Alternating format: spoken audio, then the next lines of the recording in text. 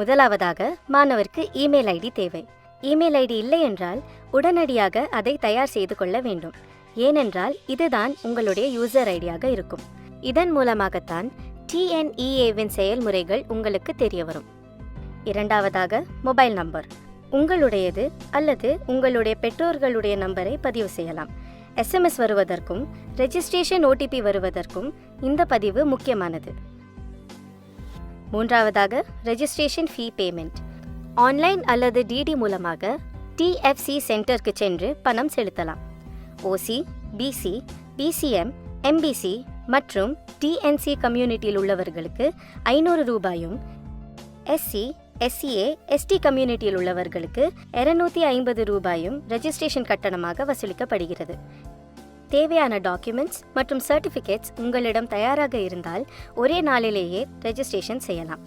எப்படி ரெஜிஸ்ட்ரேஷன் செய்வது என்று இப்பொழுது நாம் பார்ப்போம். முதலாவது உங்கள் ப்ரௌசரை ஓப்பன் பண்ணி TNEAonline.org என்ற வெப்சைட்டுக்குள்ளே நீங்கள் நுழையணும். அதுக்குள்ளே பார்த்தீங்கன்னா உங்களுடைய TNEA வெப்சைட்டோட ஹோம் பேஜ் இருக்கும். அதில் கீழே பார்த்தீங்கன்னா click here for BE BTech registration அப்படின்ற லிங்க் இருக்கும். அதை நீங்கள் கிளிக் பண்ணிங்கன்னா அது உங்களுடைய ரெஜிஸ்ட்ரேஷன் பேஜுக்கு கொண்டு போகும். அதில் பார்த்தீங்கன்னா முதலாவது உங்களுடைய பெயரை கேட்கும். அதுக்கு அடுத்தது உங்களுடைய மொபைல் ஃபோன், மாணவர்களுடைய மொபைல் ஃபோனை நாம் இங்கே கொடுக்கலாம். அடுத்தது பார்த்தீங்கன்னா உங்களுடைய மின்னஞ்சல் முகவரி, உங்களுடைய இமெயிலை வந்து நீங்கள் டைப் பண்ணணும். உங்கள் இமெயில் தான் உங்களுடைய யூசர் நேம், அதனால் இரண்டாவது முறையும் அதை நீங்கள் டைப் பண்ண வேண்டியது இருக்கும். அதுக்கு அடுத்தது பார்த்தீங்கன்னா உங்களுடைய டேட் ஆஃப் பர்த் கேட்கும். ஸோ நீங்கள் பிறந்த தேதியை அதில் வந்து செலக்ட் பண்ணணும். அதுக்கடுத்து 2 கேள்விகள் இருக்கிறது. நீங்கள் +1 தேர்ச்சி பெற்றிருக்கிறீர்களா அப்படின்ற கேள்வி இருக்கிறது. ஸோ அதற்கு ஆம் இல்லை என்ற பதில் கொடுக்கணும். +2 என்ன கல்வியின் கீழே படிச்சிங்கன்றதை நீங்கள் தேர்வு செய்யணும். ஒருவேளை ஸ்டேட் போர்டாக இருக்கலாம், இல்லை CBSE-யாக இருக்கலாம், இல்லை ICSE, இல்லைனா அதர்ஸாக இருக்கலாம். ஸோ அதை நீங்கள் தெரிந்து கொள்ளணும். அதுக்கப்புறம் உங்களுடைய பாஸ்வேர்ட் நீங்கள் க்ரியேட் பண்ணணும். ஸோ பாஸ்வேர்டுக்கு பார்த்தீங்கன்னா ஒரு ஆல்ஃபபெட், ஒரு ஸ்பெஷல் கேரக்டர், ஒரு நம்பர் கட்டாயம் இருக்கணும். மினிமம் 6 கேரக்டர்ஸ் இருக்கணும். இதை வச்சு நீங்கள் உங்களுடைய பாஸ்வேர்டை க்ரியேட் பண்ணணும். அதை க்ரியேட் பண்ணிட்டீங்கன்னா அடுத்து கன்ஃபார்ம் பாஸ்வேர்ட் கொடுத்து சேவ் கொடுத்தீங்கன்னா எல்லா டீட்டெயில்ஸும் கரெக்டாக எழுதியிருக்கிறீங்களான்னு கேட்கும். அது எழுதியிருந்தீங்கன்னா நீங்கள் எஸ் கொடுத்தீங்கன்னா அடுத்த பேஜுக்கு போகும். ஒருவேளை எதையாவது மாற்ற வேண்டும் அப்படின்னு நினச்சிங்கன்னா எல்லா தகவல்களும் சரியாக இருக்கும் பட்சத்தில் எஸ் கொடுத்தீங்கன்னா உங்களுடைய ஃபோன் நம்பர் மற்றும் இமெயிலுக்கு ஒரு 6 இலக்க OTP வந்திருக்கும். அதை நீங்கள் என்டர் பண்ணி சப்மிட் கொடுத்தீங்கன்னா ரெஜிஸ்ட்ரேஷன் கம்ப்ளீட் ஆகி லாகின் பேஜுக்கு வரும். அதில் ரெஜிஸ்ட்ரேஷன் அப்போ கொடுத்த யூசர் நேம் பாஸ்வேர்ட் கொடுத்து லாகின் கொடுத்தீங்கன்னா உங்களுடைய ஹோம் பேஜுக்கு வரும். இதில் தான் உங்களுடைய டீட்டெயில்ஸை நீங்கள் என்டர் பண்ணணும். முதலாவதாக பர்சனல் இன்ஃபர்மேஷனை நீங்கள் என்டர் பண்ணணும். அதில் பார்த்தீங்கன்னா நேம், டேட் ஆஃப் பர்த்தெல்லாம் லாக்டாக இருக்கும். ஏன்னா ரெஜிஸ்ட்ரேஷன் அப்போவே அந்த டீட்டெயில்ஸ் கொடுத்துருப்பீங்க. ஸோ முதல்ல உங்களுடைய ஆதார் நம்பரை நீங்கள் கொடுக்கணும். அது ஆப்ஷனலாக தான் இருக்குது. டேட் ஆஃப் பர்த் லாக்டில் இருக்குது. தொடர்பு முகவரியை நீங்கள் வந்து என்டர் பண்ணணும். அதுக்கு அடுத்தது பார்த்தீங்கன்னா நிரந்தர முகவரி. ஸோ தொடர்பு முகவரியும் நிரந்தர முகவரியும் ஒன்றா இருந்துச்சுன்னா சேம் as கம்யூனிகேஷன் அட்ரஸ் அப்படின்றத டிக் பண்ணிங்கன்னா அது ரெண்டுமே என்டர் ஆயிரும். அதுக்கு அடுத்து பார்த்தீங்கன்னா நீங்கள் இருக்கிற மாநிலம், உங்களுடைய மாவட்டம், நீங்கள் இருக்கிற தாலுகா, அடுத்து உங்களுடைய பின்கோடை நீங்கள் கொடுக்கணும். அதுக்கடுத்து பார்த்தீங்கன்னா நீங்கள் இருக்கிற சொந்த மாவட்டம் என்னன்றதை கொடுக்கணும். அதுக்கடுத்து பார்த்தீங்கன்னா நீங்கள் இருக்கிற இடத்தோடைய குடிமை நிறையை நீங்கள் வந்து செலக்ட் பண்ணணும். அடுத்து உங்களுடைய ஜெண்டர், அடுத்து உங்களுடைய தாய்மொழி என்ன என்பதை நீங்கள் தெரிவு செய்யணும். அடுத்து உங்களுடைய குடியுரிமை இந்தியரா, ஸ்ரீலங்கன் ரெஃப்யூஜியான்றதை நீங்கள் செலக்ட் பண்ணணும். பார்த்தீங்கன்னா உங்களுடைய நேட்டிவிட்டி தமிழ்நாட்டை சேர்ந்தவரா இல்லை பிற மாநிலத்தை சேர்ந்தவரான்றதை நீங்கள் கொடுக்கணும். அதுக்கடுத்து பார்த்தீங்கன்னா உங்களுடைய மதத்தை நீங்கள் தெரிவு செய்யணும். அதுக்கடுத்து நீங்கள் என்ன கம்யூனிட்டியை சேர்ந்தவங்க, OC, BC, MBC, DNC அந்த மாதிரி இதை செலக்ட் பண்ணணும். அதுக்கு அடுத்தது பார்த்தீங்கன்னா உங்களுடைய கேஸ்ட் என்னன்றதை நீங்கள் வந்து தெரிவு செய்யணும். அதை தொடர்ந்து உங்களுடைய ஜாதி சான்றிதழ் எண்ணை வந்து நீங்கள் வந்து ஃபில் பண்ணணும். உங்களுடைய தந்தையின் பெயர் மற்றும் தாயின் பெயரை வந்து இன்புட்டாக கொடுக்கணும். உங்களுடைய பேரண்ட்ஸ் இல்லைனா கார்டியனோட செல்ஃபோன் நம்பரை வந்து நீங்கள் கொடுக்கணும். ஸோ எல்லாத்தையும் கொடுத்துட்டிங்கன்னா சரியாக இருக்கும் பட்சத்தில் சேவ் அண்ட் கண்டினியூன்னு கொடுத்தீங்கன்னா அடுத்த தகவலுக்கான பக்கத்துக்கு போகும். அது என்னென்னா சிறப்பு ஒதுக்கீடு தகவல். ஒருவேளை நீங்கள் ஸ்போர்ட்ஸில் சிறந்த விளையாடுறவங்களா இருந்தீங்கன்னா அதுக்கான இடஒதுக்கீடின் படி நீங்கள் அப்ளை பண்ணுறதுக்கு முயற்சி பண்ணலாம். அதே மாதிரி முன்னாள் இராணுவ வீரர் உடைய பிள்ளைங்களாக இருந்தீங்கன்னா அதுக்கான ஸ்பெஷல் ரிசர்வேஷன் படி கேட்கணுன்னா கொடுக்கலாம். அதே போல் டிஃப்ரெண்ட்லி ஏபிளாக இருந்தீங்கன்னா அதுக்கானதை கொடுக்கலாம். ஸோ டிஃப்ரெண்ட்லி ஏபிள் கொடுத்தீங்கன்னா அதுக்கான டீட்டெயில்ஸ் வந்து கேட்கும். கடைசியாக பார்த்தீங்கன்னா டிஎஃப்சி சென்டர் கேட்கும். ஸோ தமிழகத்தில் உள்ள சேவை மையங்களில் நீங்கள் எங்கே வேணுமோ அதை நீங்கள் வந்து செலக்ட் பண்ணிக்கலாம். ஒருவேளை நீங்கள் வந்து ஸ்போர்ட்ஸ் கோட்டாவில் செலக்ட் பண்ணுறீங்கன்னா டிஃபால்ட்டாகவே உங்களுக்கு சென்னையில் உள்ள கல்லூரியில் தான் உங்களுக்கு சான்றிதழ் சரிபார்ப்பு நடக்கும். ஸோ எல்லா இன்ஃபர்மேஷன் கொடுத்துட்டிங்கன்னா நீங்கள் சேவ் அண்ட் கண்டினியூ அடுத்த பக்கத்துக்கு போகலாம். ஸோ அடுத்த பக்கம் பார்த்தீங்கன்னா ஸ்காலர்ஷிப் இன்ஃபர்மேஷன். ஸோ உதவித்தொகை சம்பந்தமாக சில கேள்விகள் கேட்பாங்க. முதலாவது உங்கள் பெற்றோரின் தொழில் என்ன என்றதை நீங்கள் செலக்ட் பண்ணணும். அதுக்கடுத்து ஆண்டு வருமானத்தை நீங்கள் செலக்ட் பண்ணணும். உங்கள் குடும்பத்தில் நீங்கள் தான் முதல் பட்டதாரியா அப்படின்றத நீங்கள் வந்து சொல்லணும். அடுத்து போஸ்ட் மெட்ரிக் ஸ்காலர்ஷிப் வேணுமா அப்படின்ற நீங்கள் தகவலை கொடுக்கலாம். அடுத்தது உங்களுக்கு கல்வி கடன் பெற வேண்டுமா என்ற கேள்வி இருக்கிறது.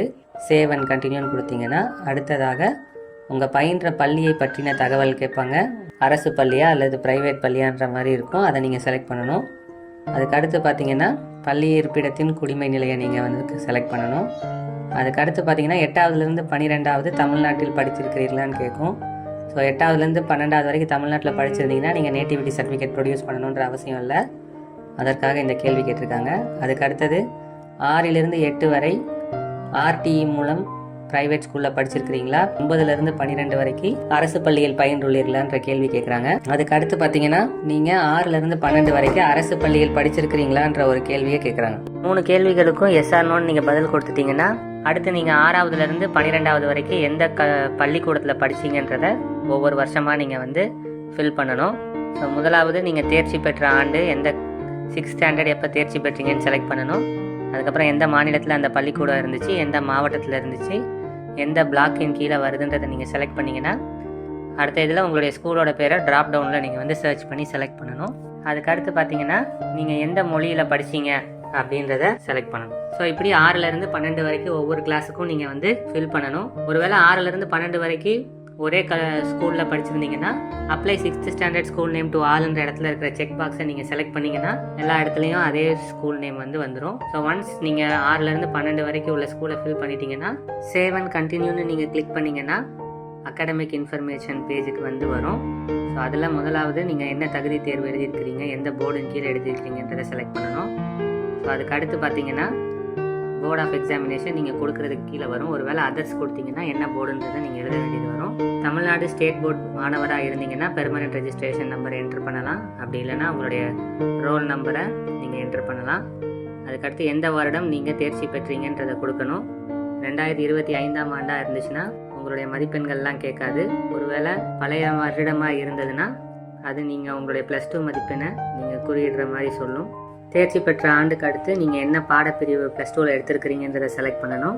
நீங்கள் எந்த லாங்குவேஜில் படிச்சீங்கன்றதை செலக்ட் பண்ணணும், தமிழா இங்கிலீஷா அதர்ஸான்றது. அடுத்து நீட் தேர்வு, ஜேஇஇ தேர்வு, இந்தியன் மேரிடைம் யூனிவர்சிட்டிக்கான காமன் என்ட்ரன்ஸ் டெஸ்ட், இது மாதிரி ஏதாவது தேர்வை நீங்கள் அப்ளை பண்ணினீங்கன்னா எஸ்ஆர்னோன்னு நீங்கள் செலக்ட் பண்ணுற மாதிரி இருக்கும். அதுக்கப்புறம் எம்இஎஸ் நம்பரை வந்து நீங்கள் வந்து குறியீடு செய்யணும். ஸோ ஒவ்வொரு மாணவர்களுக்கும் இஎம்ஐஎஸ் நம்பர் வந்து கொடுத்துருப்பாங்க. ஸோ 12ஆவதில் உங்களுக்கான இஎம்ஐஎஸ் நம்பர் என்னவோ அதை நீங்கள் வந்து என்ட்ரு பண்ணணும். ஒருவேளை இஎம்எஸ் ஐடி இல்லைன்னா அதுக்கான நீங்கள் காரணத்தை குறிப்பிடணும். ஒருவேளை முந்தின ஆண்டுகளில் தகுதி பெற்ற மாணவர்களாக இருப்பீங்கன்னா சில நேரத்தில் இருக்காது. அதுக்கான காரணம் என்னன்றதை நீங்கள் எழுதணும்.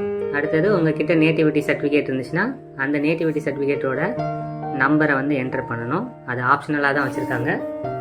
ஸோ 5 வருடம் தமிழ்நாட்டில் படிக்காதவங்க இந்த இடத்துல நீங்கள் ஃபில் பண்ணணும். ஸோ எல்லா தகவலும் கொடுத்துட்டிங்கன்னா சேவ் அண்ட் கண்டினியூ அப்படின்னு நீங்கள் கொடுக்கலாம். அடுத்து பார்த்தீங்கன்னா ப்ரீவியூ பேஜில் வந்து நிற்கும். ஸோ நீங்கள் இது வரைக்கும் கொடுத்த 5 பக்கத்தில் கொடுத்த தகவல்களை நீங்கள் ஒரு முறை சரி பார்த்து கொள்ளலாம். So personal information, special reservation information, scholarship information, school of study, academic information, இது எல்லாத்தையும் நீங்கள் கிளிக் பண்ணி செக் பண்ணிவிட்டு எல்லா தகவலும் சரியாக இருக்கும் பட்சத்தில் கண்டினியூ டு பேன்னு நீங்கள் கொடுக்கலாம். ஸோ கண்டினியூ டு பேன்னு கொடுக்கும்போது ஒரு வார்னிங் மெசேஜ் வரும். ஒன்ஸ் நீங்கள் பேமெண்ட் முடிச்சிட்டிங்கன்னா உங்களுடைய டீட்டெயில்ஸ் எதையும் மாற்ற முடியாது. ஸோ அதனால் இந்த ப்ரீவியூ பேஜில் உங்களுடைய தகவல்கள் சரியாக இருக்குதான்னு நீங்கள் செக் பண்ணிவிட்டு ஒருவேளை தவறு இருந்துச்சுன்னா பேக் பட்டன் கிளிக் பண்ணி நீங்கள் அந்த தகவலை போய் மாற்றிக்கொள்ளலாம். ஸோ எல்லாம் சரியாக இருக்கும் பட்சத்தில் கண்டினியூ டு பேன்னு கொடுத்தீங்கன்னா பேமெண்ட் கேட்வேக்கு போகும். ஸோ உங்களுக்கு பார்த்தீங்கன்னா 4 பேமெண்ட் கேட்வே இருக்குது. Canara bank, Indian Overseas bank, HDFC bank என்று. ஸோ உங்களுடைய கம்யூனிட்டிக்கு ஏற்ற மாதிரி ரெஜிஸ்ட்ரேஷன் ஃபீஸ் மாறும். ஸோ எந்த பேமெண்ட் கேட்வேன்றதை நீங்கள் செலக்ட் பண்ணிவிட்டு பேன்னு கொடுத்தீங்கன்னா அந்த கேட்வேயில் உள்ள பேமெண்ட் சைட்டுக்கு போகும். ஸோ அதில் நீங்கள் எதன்படி பேமெண்ட் பண்ணுறீங்க, டெபிட் கார்டா, கிரெடிட் கார்டா, நெட் பேங்கிங், யூபிஐ, ஸ்கேன், இப்படி எதுலனாலும் நீங்கள் கொடுத்து நீங்கள் பே பண்ணிக்கலாம். ஸோ ஒன்ஸ் பேமெண்ட் ஆயிடுச்சுன்னா உங்களுக்கு வந்து பேமெண்ட் சக்ஸஸ்ஃபுல்லுன்ற பேஜ் வரும். ஸோ அந்த பேஜ் சக்ஸஸ்ஃபுல் ஆயிடுச்சுன்னா உங்கள் டிஎன்இஏ வெப்சைட்டில் நீங்கள் லாகின் பண்ணி பார்க்கும்போது ஜென்ரேட் ரிப்போர்ட் அப்படின்ற ஆப்ஷன் வந்து எனேபிள் ஆகிருக்கும். ஸோ அதில் டவுன்லோட் நவ் அப்படின்ற பட்டன் இருக்கும். அதை நீங்கள் கிளிக் பண்ணிங்கன்னா உங்களுடைய அப்ளிகேஷன் ஃபார்ம் டவுன்லோட் ஆகும். ஸோ அதில் நீங்கள் உங்கள் டீட்டெயில்ஸை நீங்கள் செக் பண்ணிக்கலாம். ஸோ இதுதான் உங்களுடைய ரெஜிஸ்ட்ரேஷன் ப்ராசஸ். ரெஜிஸ்ட்ரேஷனின் அடுத்த கட்டமாக ஒரிஜினல் சர்டிஃபிகேட்ஸை அப்லோட் செய்ய வேண்டும். அது எவ்வாறு செய்ய வேண்டும் என்பதை அடுத்து வரும் வீடியோ